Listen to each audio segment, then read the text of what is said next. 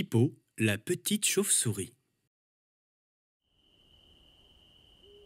Cette nuit, il fait frais et une petite pluie fine tombe du ciel, mais Pipo, une petite chauve-souris, n'a pas l'intention de rentrer chez lui tout de suite.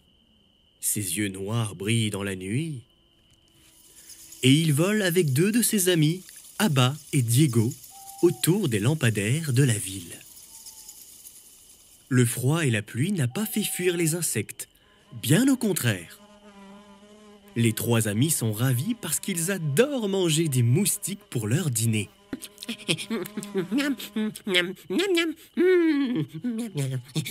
J'en ai attrapé un autre. S'exclame Diego. Les trois amis décident alors de faire un concours pour savoir qui engloutirait le plus de moustiques en 1 heure. Une demi-heure est passée et Pipo a déjà attrapé 150 insectes. La soirée s'annonce bien. Mais soudain, ses oreilles se mettent à siffler. Et il tombe en chute libre en direction du sol. Diego, qui est une chauve-souris plus grosse que Pipo et Abba, vole alors à sa rescousse. « Que se passe-t-il, Pipo ?» demande Diego. « Tout va bien ?»« Non, mes oreilles, ouille, elles me font mal. » Pipo descend alors en spirale vers la branche la plus proche pour s'y accrocher la tête en bas. Abba décide d'aller chercher la maman de Diego et Pipo reste avec lui pour le réconforter et pour surveiller que Lyra ne vienne pas. Lyra est aussi une chauve-souris, mais elle ne se nourrit pas d'insectes.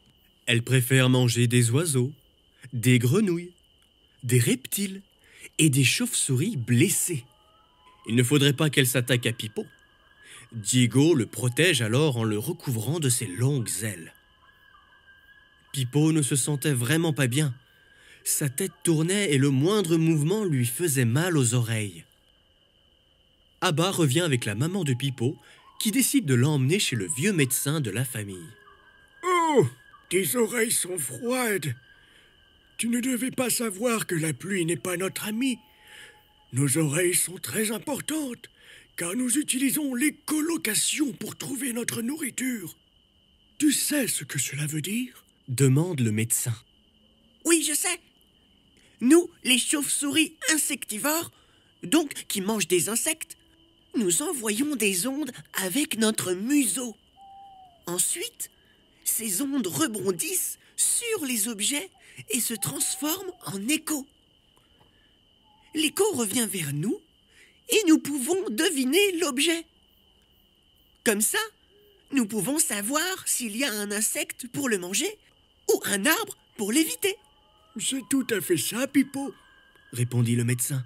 « Tu sais, les êtres humains fabriquent des radars qu'ils utilisent dans les aéroports, les navires ou encore des sous-marins pour localiser les objets. Nous n'avons pas besoin d'en fabriquer parce que nos oreilles sont comme des radars. Elles sont tellement puissantes que nous n'avons pas besoin de voir. C'est pour ça que nos yeux sont tout petits. Bon, maintenant, il faut te reposer.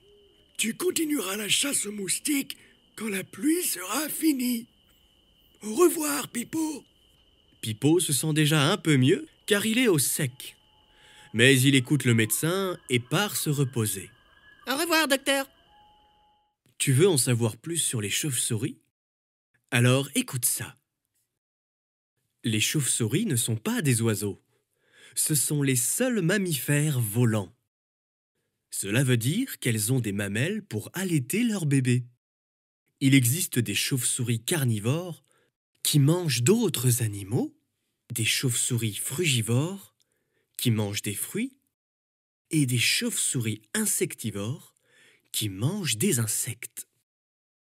On en trouve sur toute la planète et elles sont très utiles parce qu'elles permettent de diminuer les insectes trop nombreux. Mais elles permettent aussi de disperser les graines et donc de créer de nouvelles fleurs. Malheureusement, elles sont en train de disparaître de la planète parce que certains humains les tuent. Mais heureusement, les scientifiques encouragent de plus en plus les gens à les protéger.